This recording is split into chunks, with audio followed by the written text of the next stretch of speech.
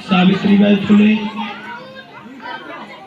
उदा देवी, बिरसा मुंडा, रामस्वरूप वर्मा, ललित सिंह यादव, संत श्रोमणी गुरु रविदास, संत कबीर साहब,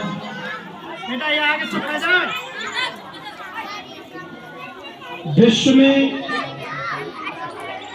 सभी मानवता की पाठ पढ़ाने वाले महापुरुषों को पढ़ करके भारत के अंदर जो बीमारी थी उसका इलाज करने वाले वो भी सत्य बाबा साहब डॉक्टर भीमराव अंबेडकर, इन सभी के चरणों में प्रणाम करते हुए, नमन करते हुए और इसी प्रज्वलित अग्नि को बुझे हुए कोयलों में अग्नि डालने वाले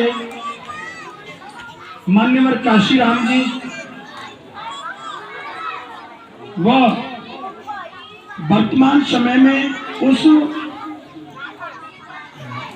बुझे हुए कोयलों में अग्नि प्रज्वलित करने वाले जितने भी महापुरुष हैं और अब तक जितने भी बहुजन महापुरुष हुए हैं उन सभी के चरणों में नमन करते हुए और यहाँ जितने भी विराजमान भाई जो भी इस ज्ञान की प्रज्वलित शाखा को आगे बढ़ाने के लिए जिन बच्चों ने प्रयास किया है, बुजुर्गों का आशीर्वाद लेकर के मैं उन सभी के लिए नमन और प्रणाम करता हूं। यहाँ पर माता बहनें आप सब बैठी हैं, सभी के लिए नमन। वक्तव्य लंबा होगा, एक छोटी सी बात कहकर मैं अपनी बात विराम दूं कि जो व्यक्ति अपने प्राचीन महापुरुषों के इतिहास के बारे में नहीं जानता है वो अपने समाज के अस्तित्व को कभी भी सुरक्षित नहीं रख सकता है।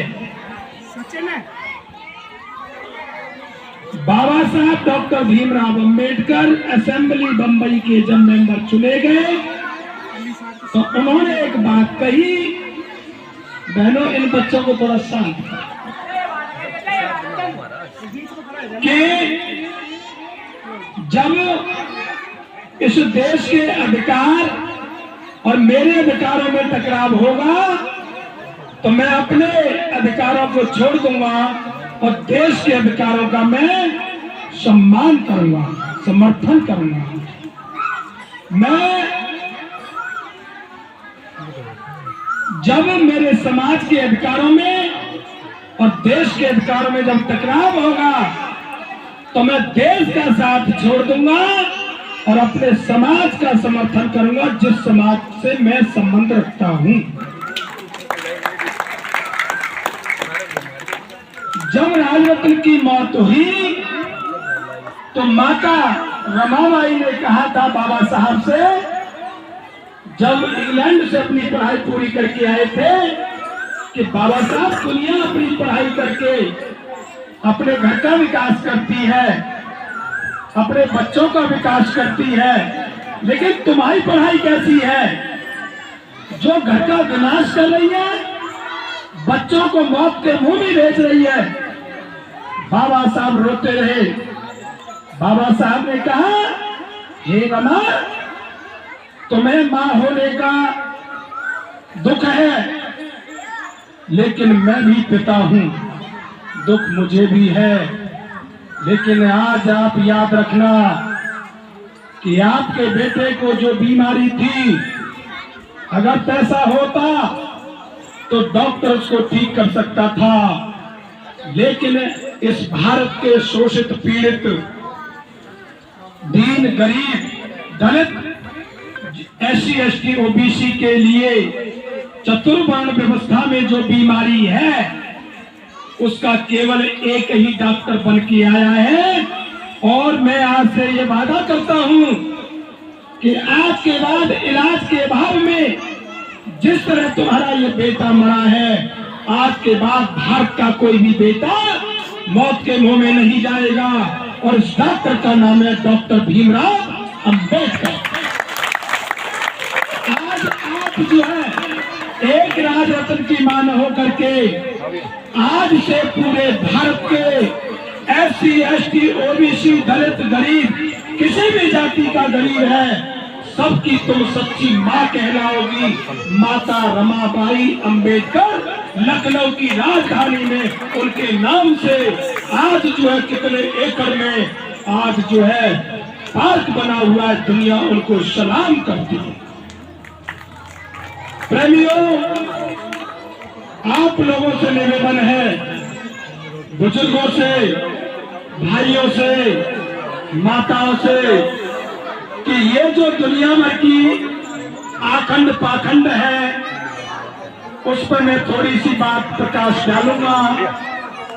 कि माताओं में आपकी तरफ इशारा करता हूं कि बिल्ली चूहे को खाती है, खाती है। चूहा यदि दिखाई दे जाए बिल्ली भाग के पड़ती है। अगर मिट्टी की चूहा बना करके उस पर रंग पोत करके यदि हम यहाँ रख दें और बिल्ली को छोड़ दें, क्या उस पर झपटा मारेगी बिल्ली? उस मिट्टी के चूहे पर झपटा मारेगी बिल्ली? बताओ, मारेगी? नहीं मारेगी। वो जानती है कि ये मिट्टी का चूहा है। अगर असली चूहा होता तो वो झपटा मारता। और कुत्ता बिल्ली पे झपटा मारता है। अगर बिल्ली को रंग पोत करके हम जो है रख दें और कुत्ते को छोड़ दें, क्या कुत्ता झपटा मारेगा बिल्ली पे? नहीं मारेगा।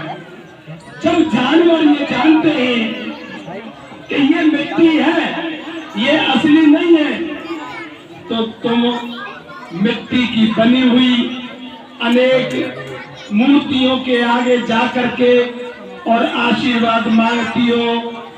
अब ये तुम उन बिल्ली और कुत्तों से भी हम गए गुजरे हो गए। हमारे समाज के लोग न जाने 15-15 दिन वो कांवड़ में घूमते हैं पढ़ाई को छोड़ करके। अगर आप पढ़ाई की तरफ ध्यान दोगे तो आपका बच्चा न जाने क्या बनेगा, है? और उधर जाओगे तो सुल्फा, गांजा, सट्टा, जुआ, शराब उधर एक तरफ चीज है। इसलिए शिक्षा का जो प्रयास जिन बच्चों ने किया है, हमारी जो टीम बैठी है, ये हमारा, मैं एक शब्द से इनको नवाजूंगा कि ये अंधेरे में, मणि कुमार जी, ये अंधेरे में महीने के 2 पाक होते हैं, कृष्ण पक्ष और शुक्ल पक्ष, अंधेरा और उजाला।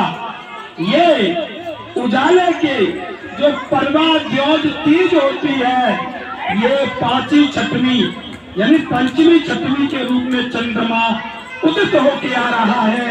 एक दिन ये जो है पलवल जिले की नहीं, पूर्ण हरियाणा की पूर्णिमा बनकर के ये आपके बीच में काम करेगा और यही प्रयास इनका आगे बढ़ता जा रहा है। मैं इस टीम को तहे दिल से इनको धन्यवाद देता हूँ।